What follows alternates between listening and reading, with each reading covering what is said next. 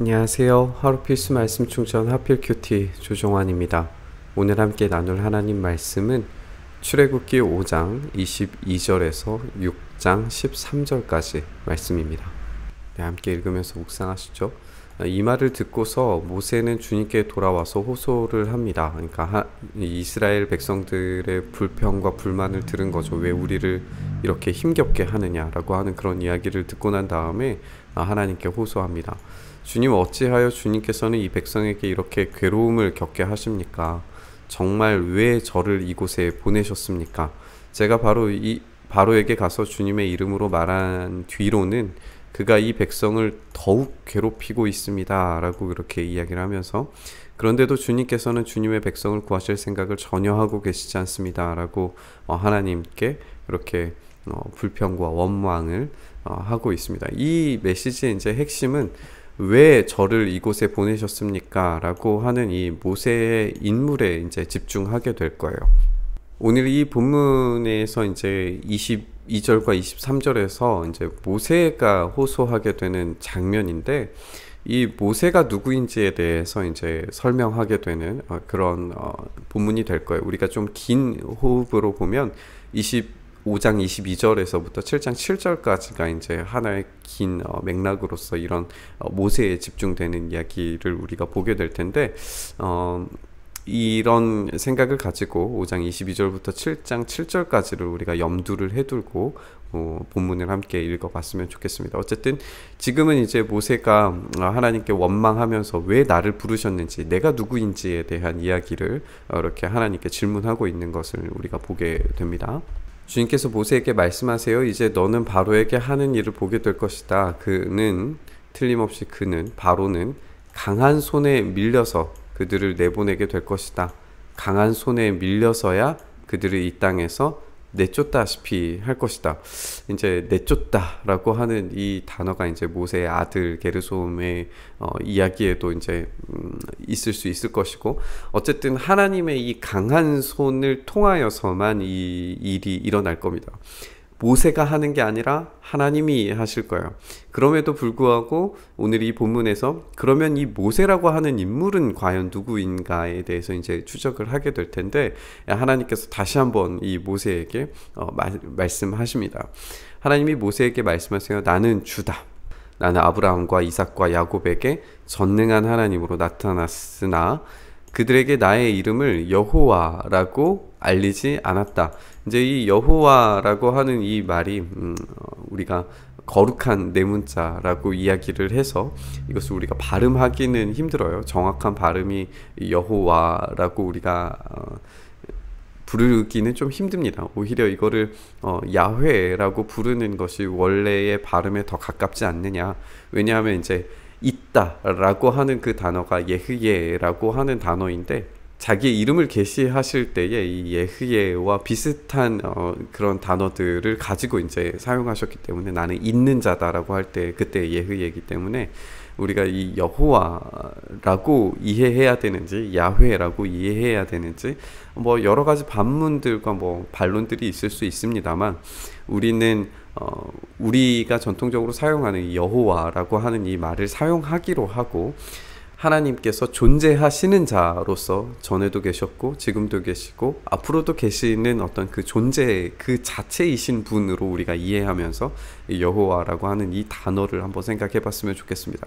그러니까 이전의 조상들에게는 존재하는 자로가 아니라 내가 지금도 있고 앞으로도 있는, 과거에도 있었고 영원한 어떤 존재 그 자체로서 계시하신 게 아니라 그들과 언약하는 존재로서만 드러나셨지만, 이제는 자신의 존재 자체를 나타내시면서 그들을 통치하시는 분으로 이제 나타나시게 되는 거예요.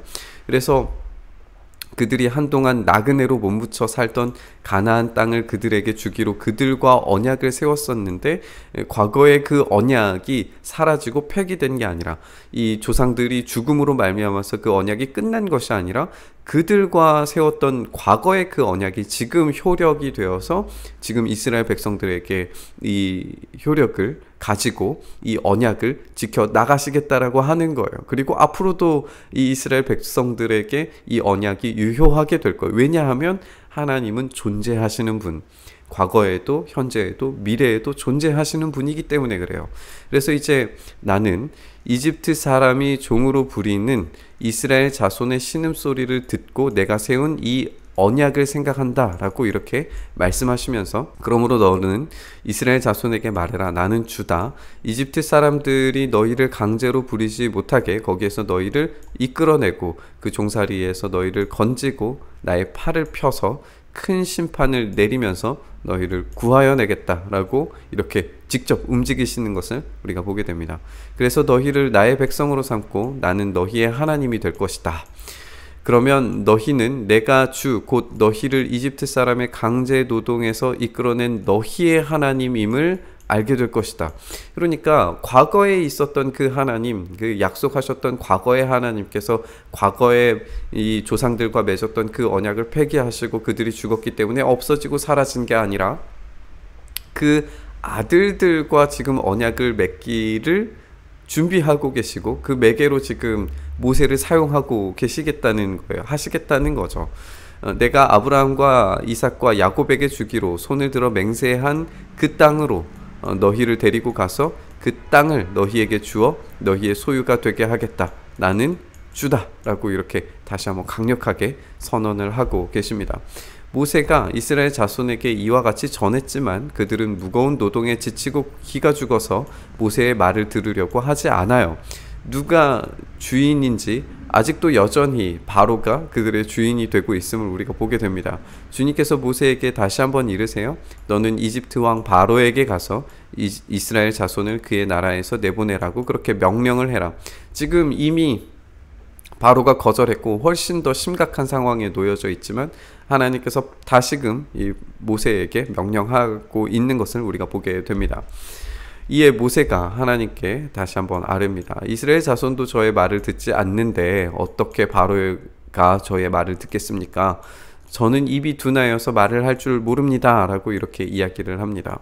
주님께서 모세와 아론에게 이스라엘 자손을 이집트 땅에서 인도하여 내라고 명하셨는데 이 사실을 이스라엘 자손에게도 알리고 이집트 왕 바로에게도 알리라고 모세와 아론에게 명하셨다라고 이렇게 이야기를 하고 있습니다. 우리가 사실 이 본문을 좀 긴 시각으로 봐야 되기 때문에 오늘의 이 본문만을 가지고 어떤 메시지를 성급하게 빼내는 것은 참 어려운 이야기인 것 같아요. 왜냐하면 이전에 이제 우리 4장 마지막 절에 보면 기적을 보고 하나님의 말씀을 보고 듣고 그리고 예배의 자리로 나아갔던 어떤 이스라엘 백성들 장로들의 모습이 있었는데 이후에 이제 더 힘겹게 되는 장면들이 과연 어떤 의미를 가지고 있는지, 누가 주인됨을 지금 선언하고 있는 것인지 뭐 이런 여러 가지 질문들이 복잡하게 얽혀 있는 것처럼 보이게 됩니다. 그러나 이 본문을 조금 더 단순하게 긴 호흡과 흐름으로 우리가 생각을 해본다면 이 예배의 어떤 장면으로 마쳤던 이 4장의 이 마지막은 어떤 서론과 같은 형식을 가지고 있고 이 이후에 5장으로부터 7장 이 초반부, 그러니까 나일강이 피로 변하는 기적이 있기 전까지의 이야기가 어떤 함축적인 이야기를 지금 담고 있는 것으로 우리가 보게 되는 것 같아요.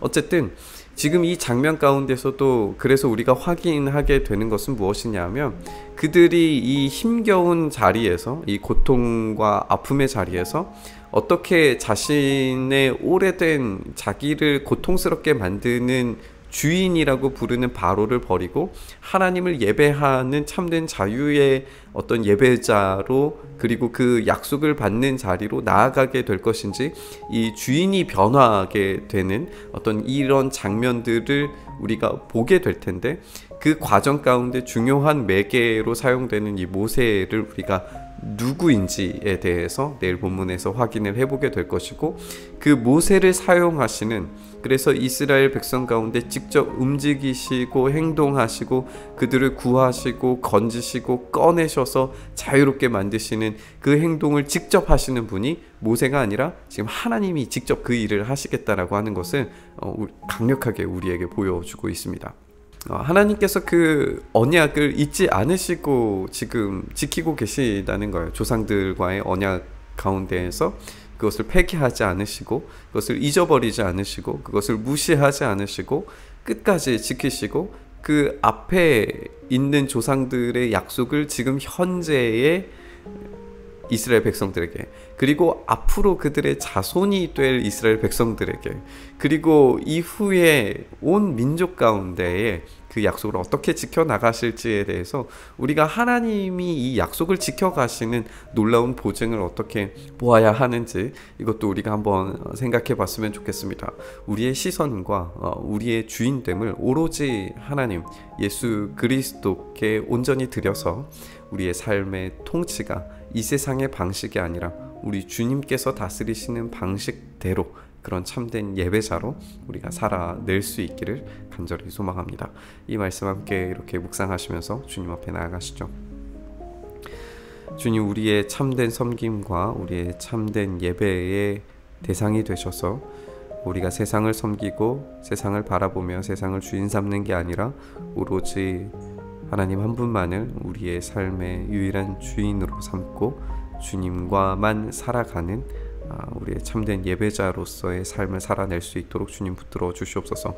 여전히 우리의 삶이 괴롭고 힘겨운 상황과 문제들로 가득하지만 이런 우리의 문제들 속에서도 우리 주님의 약속을 잊지 않고 우리에게 지키시리라 약속하시는 하나님의 그 변치 않으시는 신실하심을 우리가 의지하며 기도하오니 우리에게 그 하나님의 놀라운 통치를 더하여 주시고 주님의 능력 가운데 우리가 오늘도 살아내게 하여 주시옵소서. 그렇게 우리를 오늘도 다스리시기를, 통치하시기를 간절히 소망하며 우리 주님 예수 그리스도의 이름으로 기도드리옵나이다. 아멘. 오늘 부딪힌 말씀 가지고 함께 기도의 자리로 나아가시죠.